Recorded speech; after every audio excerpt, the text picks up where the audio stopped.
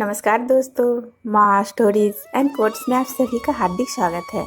मान्यता है कि माँ शैलपुत्री की पूजा से जीवन में शांति और सुख समृद्धि का वास होता है। वहीं माँ शैलपुत्री के पूजन के पश्चात मंत्र, जाप, आरती और कथा पढ़ना भी जरूरी माना गया है। तो आइए जानते हैं माँ शैलपुत्री की कथा। दोस्तों, आप अगर माता रानी को मानते हैं तो इस कथा को पूरा सुने। कथा को बीच में छोड़कर माता रानी का अनादर न करें। नवरात्रि के पहले दिन पूजन के बाद अवश्य पढ़े या सुने माँ शैलपुत्री की ये कथा। शारदीय नवरात्रि का शुभ आरंभ आज 15 अक्टूबर से हो गया है। आज से 9 दिनों तक 9 अलग अलग देवियों की पूजा की जाएगी। शास्त्रों के अनुसार नवरात्रि के पहले दिन माँ शैलपुत्री की पूजा की जाती है। शैलपुत्री माता को उमा, सती और हेमवती आदि नामों से भी जाना जाता है।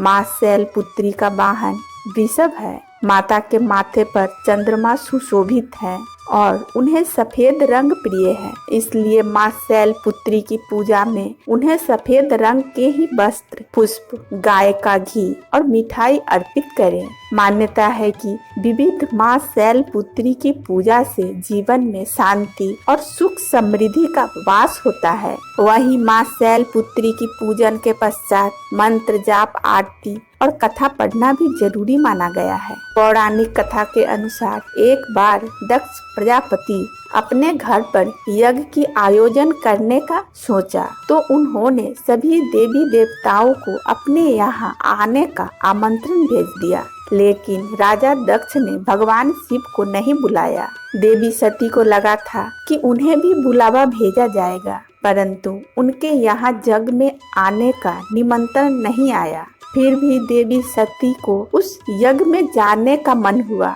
लेकिन शिवजी ने उन्हें मना कर दिया। शिवजी सती से बोले कि अभी उनके पास यज्ञ में जाने के लिए कोई निमंत्रण नहीं आया है, इसलिए वहां जाना ठीक नहीं होगा। फिर भी देवी सती ने उनकी बात नहीं मानी। बार बार यज्ञ में जाने का आग्रह करने के कारण भगवान शिव ने उन्हें जाने की अनुमति दे दी। फिर देवी सती जब अपने पिता दक्ष प्रजापति के यहाँ पहुँची तो जाकर उन्होंने देखा कि अपने पिता के यहाँ कोई भी उनसे सम्मान और प्रेम के साथ बात नहीं कर रहा था। वहीं देवी सती की अन्य बहनें भी उनका तथा शिवजी का मजाक उड़ा रही थी। स्वयं देवी सती के पिता दक्ष प्रजापति ने भी सती का अपमान करने का मौका नहीं छोड़ा। इस प्रकार वहां मौजूद सभी लोग सती के साथ रूखा व्यवहार कर रहे थे, लेकिन जब सती जी की माता ने अपनी बेटी को देखा तो प्यार से गले लगा लिया, परंतु अन्य सभी का ऐसा व्यवहार देखकर